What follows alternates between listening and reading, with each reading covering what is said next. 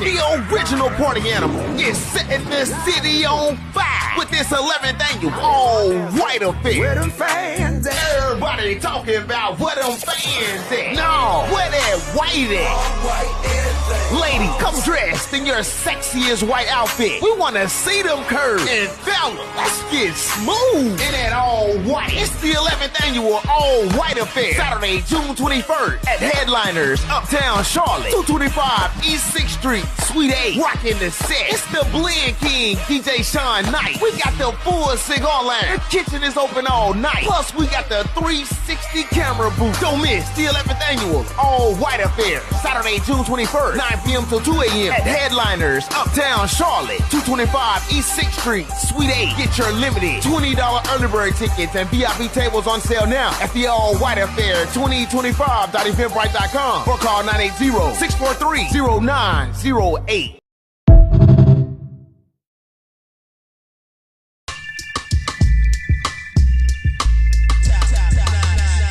All y'all is a bunch of actors claiming that y'all some rappers. Y'all go through AD, artist development, man. That's all y'all doing is thinking the funk.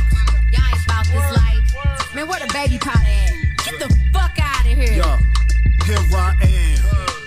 D-O-double-X, real lyricist. Go ahead and double check your bars. Thus far has been subpar. Mine are true lines with yo, this all for star. And I'm not talking Hollywood, but in the hood. Catch me chillin' with my people. Y'all niggas see through, unseen, but reppin' in the video, pimpin' on the TV screen, soft like tissue. See, that's the issue. If you the target, don't start it, I will miss you.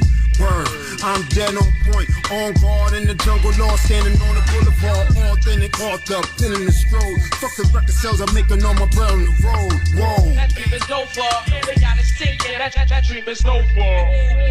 Word, that dream is no far. They gotta sink it. That dream is no far. They gotta sink it. I tell all of you like I told all of them. What you say to me is just pretend. Word, that dream is no far. They gotta sink it. That dream is no far. They gotta.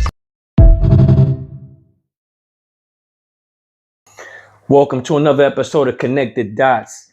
I'm your host, Lou Icewater, aka Duquan Hicks, as we give you what you're looking for.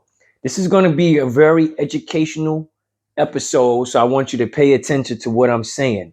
You know what I mean? So, newcomers, welcome.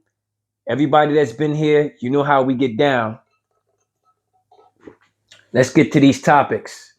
And like I said before, as you get older, and that's me, I use paper. So first, I'm going to talk about something off script. I'm going to talk about this Kendrick Lamar, MAA Awards, American Music Awards. First of all, in my years of watching, which I haven't watched in the last 10 or 15 years, I've never knew that the voting process is done. You have to call in and vote. I've never heard that before, ever. So somebody please let me know if that's true. I want some real details on that because I don't believe the process. And everybody knows, no disrespect to Eminem, Kendrick should have won that award, Artist of the Year. He had the number one songs. 2 number 1 songs for like a year and a half. He did the Super Bowl joint. He should have won those awards. No disrespect. Everybody knows that Kendrick got jerked at those American Music Awards. And like I said before, the voting process, I'm not trying to hear that. Like I said, both dudes are lyrical talent, but I've never purchased anything of Eminem's. And there's maybe 3 songs that I ever liked that he ever did. And he's a dope lyricist. I love his lyricals. But when it came to Album of the Year, everybody and their mama knows Kendrick should have won. All right? Kendrick should have won that. That's all I have to say. That was my off script for the day. So now I'm going to talk about Job Corps closing. Finally, for good. And I don't like it. You know what I'm saying? Because see, I was a Job Corps alum. You know what I mean? Some people know, some people didn't know. I went to Job Corps. I had my high school diploma, but I went because they had trades. I went for a trade and then they paid for my college for free. That's why I went to Job Corps in Knoxville, Tennessee. Stand up. And I hate the fact that all of a sudden, every Job Corps center in America is closed because of the US budget, which I'm not buying. See, this is the thing about rich people and the government. You want to get rid of all the poor people or people of color, whatever it is, all of their programs and stuff, so you can have money in your pocket. Why don't you get rid of some country clubs? Some things that really generate money. Because Job Corps was a good look for inner city kids or kids with trouble that didn't want to go to school, but they can get their GED and get their trade. I met some great people in Job Corps. And this is bitter, sad, because some of these kids, now that they can't get that GED at Job Corps, either A, they're going to, be successful, or B, they're going to go right back to the streets. And they're going to think that, man, I have nothing. I tried my best. Now I'm not going to do anything. I'm going to go back to trouble. And Job Corps was a great outlet for kids. Yeah, they paid you a little bit of money, but you have to know how to finagle the money. You know what I'm saying? When I was there, I knew how to finagle the money. Me and my man Mo Baby. You know what I'm saying? When everybody was getting 20 a week, we was getting more than 20 a week. We was getting like 200, 300 every week, every 2 weeks, because we knew how to hustle. You got to know how to hustle. You know what I mean? So with Job Corps, it's hard that I'm saying this because this is the end of an era. This helped a lot of kids in all different states and all different places, and especially the Job Corps alums. You have famous Job Corps alums that went to Job Corps and made history and made themselves. I don't know the names of them. I didn't take time to research. My thing was, it's not about them. It's about the program. And as I speak on this, this is bitter, somber and bitter, because this should not have happened. And I'm tired of government using certain situations and certain keys to make it clear or make it cool. We're going to get rid of this because of this. We're going to get rid. I don't like these budget cuts. Budget cuts that are hurting Americans, that are hurting people from growing. People, men and women, to becoming men, and women to becoming successful in life. And this is going to hurt for a long time. And I hope that someone will have the right mind to bring back Job Corps, because they were very important in America. Very important, especially on the trade, learning a trade. I got my clerical typing trade there, and then went to college for free because everything was government funded. And they're talking about the dropout rates. Look about the dropout rates in regular school. Look at the dropout rates in college. So I don't want to hear about don't tell me because of the dropout rates. I'm not trying to hear that. People drop out all the time. It's been happening since the 60s, 70s, and 80s. You know what I'm saying? Teaching is not the same. The teachers are not the same. The kids are not the same. So why would you take away a program that's helping the kids? Dumb, very, very dumb. And like I said, I hope they bring back the Job Corps system, because I was a Job Corps alum. Knoxville, Tennessee, Job Corps, 92, 93. Stand up. All right. So I'm going to talk some more, and I'm going to talk about what happened in Harlem. Now, May 19th, that is Malcolm X's birthday. And for 35 years, which I didn't even know they were doing this, for 35 years on 125th Street, because it's called Malcolm X, 125th Street, every year on his birthday, they close every store down for 3 hours. Not the whole day, just 3 hours to celebrate this man. And rightfully so. He doesn't have a holiday, so they're giving him at least some hours. So now one establishment, Chick-fil-A, decides they're not going to close their doors. And this is my beef with y'all. First of all, you get northern exposure.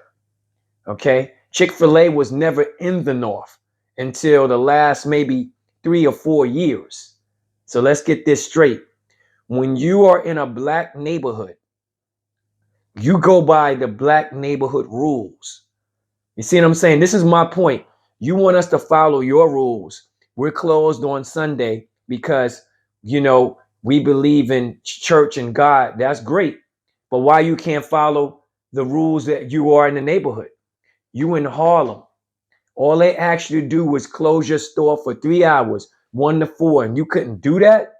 That is very disrespectful, Chick-fil-A, for the one on 125th Street. You're in a black neighborhood. You lucky this wasn't old Harlem. Old Harlem would have tore your store up and you would have had to start from scratch. So all I'm saying is I'm not downing all the Chick-fil-A's. I'm downing the one on 125th Street in Harlem. Learn how to follow the rules in Harlem. You know what I'm saying? Remember, Harlem is a very dedicated place. It has a lot of history. You want us to follow your history of not being closed on Sunday? You want us to follow your history about the presidents? You want us to follow your history about Christopher Columbus, which we know he did not discover America? Follow our history. That's all I'm asking. Follow our history for 3 hours. We're not asking for a day. We're asking for 3 damn hours. You digs? That's all I have to say about that. So when you in Harlem, you follow the Harlem rules. You want people to follow the down south rules when you come down south? We're hospitality. When you up there, you better follow those rules because that can turn to another whole scenario. You see all those cops that was in front of Chick-fil-A? Because they know you in Harlem. You are in Harlem. Just because it's starting to be gentrified, that don't mean nothing. Because at dark, gentrified is not there in the dark. When it's dark, it's a whole different place. So Chick-fil-A, shame on you. The one on 125th Street, shame on y'all for not following the rules. Shame on y'all. For real. You know what I mean? Word life. I don't like that. For real. So I'm going to talk about Canadian Border Patrol near Canada and Washington, the state of Washington. Now, the way that they disrespect these children, I like I said, I can't stand it because of ICE and because of what you're looking for. And I'm pissed off at this. This right here made me mad. This right here made me want to punch somebody in the face. For real. These were children coming back from a trip, coming back to America. They went to Canada for a trip and they got harassed by Border Patrol because of their color, people of color, thinking this, because we're coming back into America. They left America and came back to America and they got harassed the way that they did. Are you serious? This creates hate. This creates shame. This creates divide. This separates our country. And then you had the nerve to do it to kids when their parents weren't there. That's another thing. Don't you know that you could be sued by harassing these kids without their parents being there too? These were minors. These were not adults. These were minor. So you got to understand that it could be a big lawsuit on your hands, Canadian Border Patrol of America. It doesn't make sense for you to harass people of color coming back to this country that wasn't even yours to begin with. This is stolen land. We stole it from the Indians. So let's be clear with that. All I'm saying is, do not harass people of color because you want to make a point. That makes me upset because I am people of color. I don't preach hate, but I also don't allow it either. You see what I'm saying? There's a difference. Don't expect me to be a goody-goody when you're treating people of my color like they some dogs in a cage.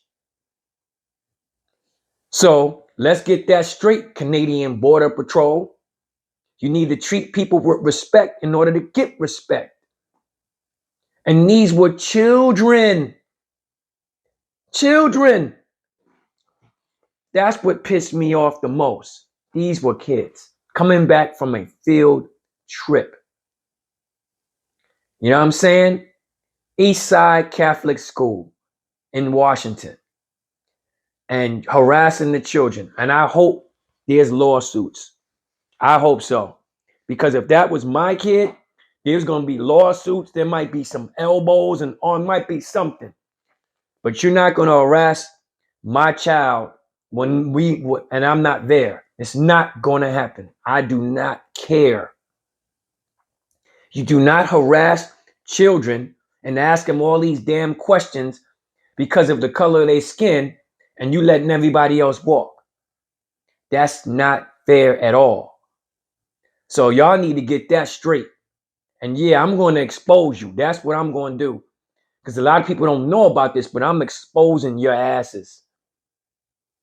Because you when it comes to children, you don't hurt kids. You don't talk down on children, especially when their parents ain't there.